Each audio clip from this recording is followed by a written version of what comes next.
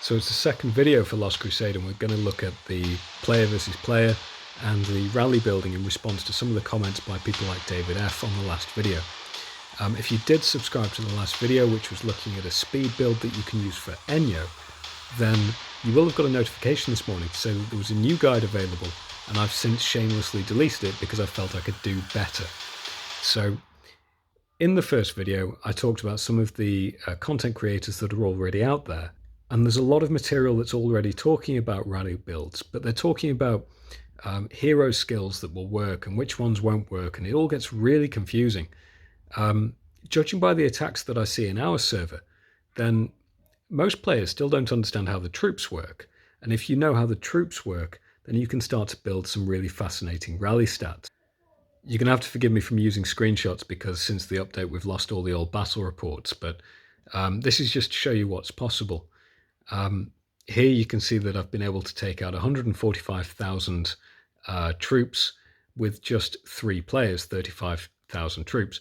We did lose 1,000 men, and I'm upset about that because it takes about a week to train them.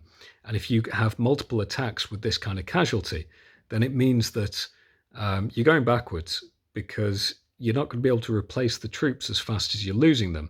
And ultimately, although it looks like you've won, you're actually going to lose more power than the enemy does because they can recover, you can't.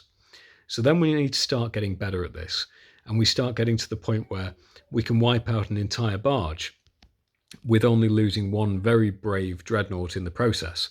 That's a loss that we can handle because we can train 200 in less than 24 hours without using speed ups. So how is this possible? In the same way that we demonstrated in the last video with using attack speed to attack before the enemy shoots back, we can do the same with rallies, but it needs a little bit more strategy. And this is where the turn sequence is going to give us the aid. So for those of you that watched the first video, this is a screen that I use to describe when people attack. And if I focus on what it looks like before we start playing with the attack speed, we can see that Primaris and Vanguard attack at 1 second, and then at 2 seconds we've got 4 different troop types that are all attacking at the same time. And it's a little bit confusing for the game, so it just considers that they're attacking randomly, and there's no pattern to it. So we don't know whether the Vanguard or the Primaris are going to attack first, and then at 2 seconds we don't know whether the Primaris or the Whirlwinds are going to shoot first. It's completely random. The defense order is not. So when you're attacking in Lost Crusade, you have to kill the dreadnoughts first before you're allowed to shoot at the squishy troops behind them. Once you've killed the Vanguard, you can then kill the Primaris. Once you've killed the Primaris, you can then kill the Predators. And you're not allowed to shoot at Whirlwinds until you've killed absolutely everything else in the other player's base. So if you think about this, we can use it in the same way that players on a football pitch have attacking roles or defending roles. It's exactly the same with Lost Crusade, and a football manager might change up the formation on a pitch depending on which team they're against. So if we consider that only 1 player brings dreadnoughts, and he brings nothing but dreadnoughts, he just sends 10,000 dreadnoughts, well, that means that if he's the only player using that troop type, then the enemy has to shoot at him first. And you can start getting clever with things like the skill emergency operation, which allows us to be injured, not dying. And you can set up a rally where only 1 player needs to use emergency operation, and you can cycle that player for each rally so that you can get multiple attacks within a 24-hour period. This is how we start to burn entire servers without taking any losses. So then, if the other players aren't allowed to bring dreadnoughts, what do they bring? I still like the Primaris because they attack at 1 second, so they're the first unit to attack, and they're pretty deadly. So if we're going to go with a full Primaris army, we then need the Primaris heroes to support them. Now normally I would talk about Njal as an attack speed hero, but if you're joining a rally, the attack speed skills don't work, and instead we need to start looking at some of the damage modification. So here, Njal's going to offer us 40% on top of the existing attack stats, and we can team him up with Telian, who offers another 40%, and although my Sanguinor is only 5 stars, he gives 35%. So we can start seeing now 120% as a damage buff. And if you're taking 10,000 troops, then it's the equivalent of attacking with 22,000 per player. So now we're looking at our 5-man team, and one of them is out of the picture because he's brought the dreadnoughts. The other 3 players have brought 10,000 Primaris each, but it's the equivalent of attacking with 60,000 or 70,000 Primaris. So now you start to see how 5 players can actually outnumber a base, even if it doesn't look like it from the battle report.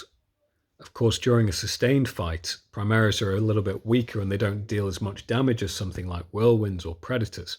So it could be that if you think you're going to be fighting for something like Fort Obsidian or a Blackrock station, then you're better off bringing whirlwinds with heroes like Lysander, Sicario, and Alvinus, because you don't need to worry about the damage that you're going to receive. You don't really need to worry about dodging, because nobody's shooting at you. You can focus entirely on doubling the attack stats. So now that we're familiar with different roles in the rally, you're either attacking or defending if you're joining.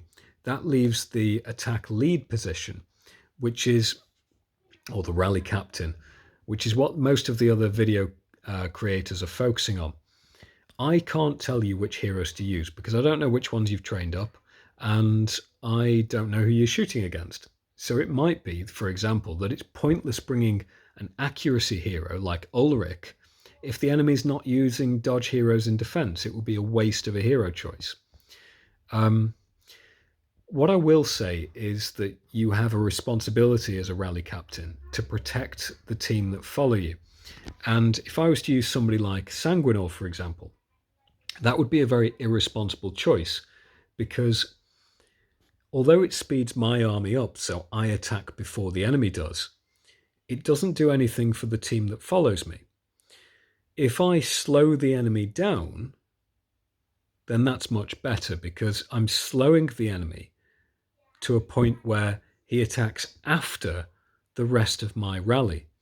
And maybe if they've got no speed heroes in defense at all, then one speed hero is enough to make sure that my entire rally team attacks before the enemy can retaliate.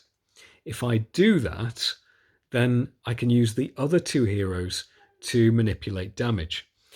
If we're in a long sustained fight, then we might want to reduce the damage that the enemy does to our defender so that he lasts a bit longer.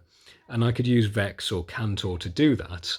I could even use Alistor, because rebound will work in a rally lead position. But most of the attacks I build, it's designed to kill the enemy before they shoot back. So that would be a waste of a skill. Instead, we can use the opportunity strike. So what you can see at the bottom there is Seth, Cronus, and Castor. They all have the same hero skill in common, so that's opportunity strike. Now you imagine that I've used one hero for speed so that my army attacks first, my whole rally attacks first, but now we're not just going to be seeing their boost of 120% through their own heroes, but we're also going to boost that by 26% twice.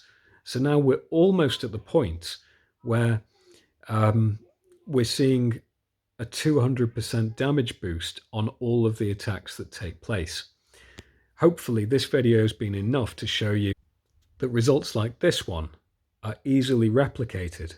It's all about planning and making sure that each player in the rally knows what they're supposed to be doing and what they're supposed to be bringing. If you're not ready to launch the rally, discuss with your team first before pressing the button. So there's bound to be loads of stuff that I've missed out. We've almost hit the 10-minute mark, so I'm going to cut it there. If you could drop me a comment and let me know whether there's anything that you would like more information on. If you can subscribe by clicking the little picture in the bottom right hand corner, then the next time there's a video, it's going to give you a notification and let you know to watch it. But otherwise, good luck with preparing for the kill event, and I'll see you next weekend.